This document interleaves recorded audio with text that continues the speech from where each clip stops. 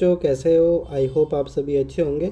जैसा कि हमारी एक सीरीज चल रही है अपठित गद्यांश की, तो इसमें मैं आपको कुछ अपठित गद्यांश के पढ़ाना और उसके क्वेश्चन आंसर फाइंड आउट करना सिखा देता हूँ, जो कि आपके एग्ज़ाम में आएंगे। ओके, ज़रूरी नहीं है कि आपके एग्ज़ाम में यही वाले अपठित गद्यांश आने हैं। कोई एक कहीं से भी पैराग्राफ आ सकता है और उसके बेसिस पे आप क्या करोगे, उनको फाइंड आउट करोगे क्वेश्चन के आंसर्स को। तो सबसे पहले मैंने आपको एक चीज़ बताया, पहले पैराग्राफ को जल्दी जल्दी पढ़ लो कि वो पैराग्राफ है किस चीज़ के ऊपर है, ठीक है, उसमें क्या टॉपिक है। तो उसकी पैराग्राफ की या तो एक लाइन या दो लाइन पढ़ करके पता लगा लीजिए। मेरे देश का नाम भारत है, जो महाराज दुष्यंत एवं शकुंतला के प्रतापी पुत्र भरत के नाम पर रखा गया है।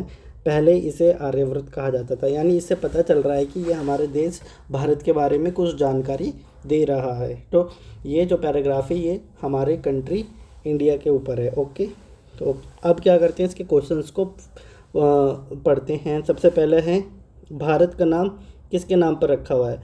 तो सबसे पहले हम पैराग्राफ में शुरू से देखेंगे, क्योंकि मैंने आपको बताया है जो शुरू के आंसर होते हैं वो पैराग्राफ में शुरू से ही मैक्सिमम चांस होते हैं, 90% वो शुरू में ही स्टार्टिंग में ही मिल जाते हैं।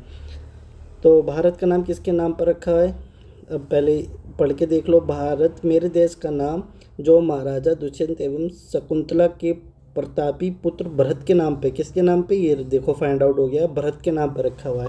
तो हम यहाँ लिख सकते हैं, या तो आप इसको यहाँ से इतना भी लिख सकते हो या छोटा भी लिख सकते हो कि भारत का नाम भरत के नाम पर रखा गया है। ओके, या आप इसको पूरा, मेरे देश का नाम भारत है, जो महाराजा दुष्यंत एवं शकुंतला के प्रतापी पुत्र भरत के नाम पर रखा गया है। ओके, तो फर्स्ट हो गया। अब सेकंड जो क्वेश्चन है, सेकंड क्वेश्चन है, तो जो सेकंड क्वेश्चन का आंसर होगा, मैंने आपको पहले ही बताया था, सेकंड क्वेश्चन का आंसर जो मिलेगा वो इसके बाद मिलेगा, पहले आंसर के बाद मिलेगा, मैक्सिमम चांस यही है, ठीक है।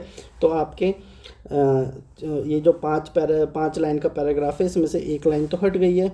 अब आपको जो सेकंड आंसर मिलेगा वो इन 4 लाइन में से मिलेगा, ठीक है। तो अब इसमें क्वेश्चन पढ़ते हैं नेक्स्ट। इस देश को पहले किस नाम से जाना जाता था। तो देखो फर्स्ट के बाद ही आपको सेकंड आंसर मिलेगा, मैक्सिमम चांस यही होता है, 90% चांस। तो देखो पहले इसे आर्यव्रत कहा जाता था, मिल गया, ठीक है। पहले इसे किसे, भारत को, तो पहले से किस नाम से जाना जाता था, आर्यव्रत कहा जाता था। ओके, तो आप लिख सकते हो यहाँ पे आंसर, इस देश को पहले आर्यव्रत के नाम से जाना जाता था। अब नेक्स्ट इसका क्वेश्चन पढ़ते हैं थर्ड। प्राचीन काल में किन किन महापुरुषों ने इस देश में जन्म लिया। सबसे पहले आप क्वेश्चन में देखो किन किन महापुरुष आ रहा है, यानी महापुरुष देख लो। अब आपको ये पीछे नहीं देखना, शुरू से नहीं पढ़ना पैराग्राफ, क्योंकि मैंने आपको बताया मैक्सिमम 90% जो होते हैं वो, अब जो ये थर्ड क्वेश्चन है इसका आंसर सेकंड आंसर के बाद मैक्सिमम मिलेगा। अब इसमें महापुरुष देख लो कहाँ लिखा है पैराग्राफ में, ये रहा महापुरुष। तो इसके आगे की साइड या कुछ पीछे की साइड वर्ड्स को पढ़ लीजिए, उससे आपको आंसर फाइंड हो जाएगा, ठीक है। इस पावन देश में राम, कृष्ण, महात्मा बुद्ध, वर्धमान, महावीर आदि महापुरुषों ने जन्म लिया। तो आप इसमें बता सकते हो कि प्राचीन काल में किन किन महापुरुषों ने इस देश में जन्म लिया। आप यहाँ से इसका आंसर ये लिख सकते हो। ओके, नेक्स्ट, स्वतंत्रता संग्राम में संघर्ष करने वाले प्रमुख नेताओं के नाम बताइए। अब देखो जो ये लास्ट क्वेश्चन है, इसका आंसर जो मिलेगा वो आंसर नंबर थर्ड के बाद ही मिलेगा, मैक्सिमम चांस यही होगा, 90% चांस यही होगा।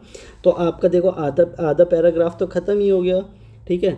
अब आपके पास 2 लाइन्स बची है, उसमें से आपको ये आंसर फाइंड आउट करना पड़ेगा। ये आप शुरू से ही मत स्टार्ट करना पैराग्राफ को पढ़ने के लिए, आपको वहाँ से स्टार्ट करना है जहाँ से आपके आंसर 3 मिल चुके हैं, ठीक है, उसके बाद स्टार्ट करना है। अब देखो हम यहाँ से स्टार्ट करते हैं और इसमें देखो क्या नाम आ रहा है, स्वतंत्रता संग्राम में संघर्ष करने वाले नेता के नाम आ रहे हैं और स्वतंत्रता संग्राम आ रहा है, ठीक है। तो इस देश में अशोक और अकबर जैसे प्रतापी सम्राट भी हुए हैं।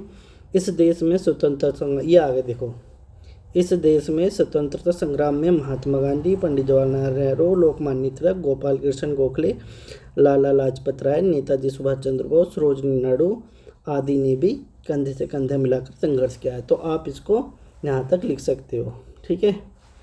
और आपको पता है कि जहाँ से सेंटेंस स्टार्ट होता है और जहाँ पे आगे फुल स्टॉप होता है, ओके, वहाँ तक उस पूरी लाइन को लिखना होता है। तो ऐसे ही आपका ये अपठित गद्यांश जो तीसरा था वो मैंने कंप्लीट कर दिया है। आपको ये कैसी लगी वीडियो और आपको कुछ समझ में आया, इससे कुछ सीखने को मिलता है तो वीडियो को लाइक कीजिए, कमेंट कीजिए और चैनल को सब्सक्राइब कीजिए। Thank you.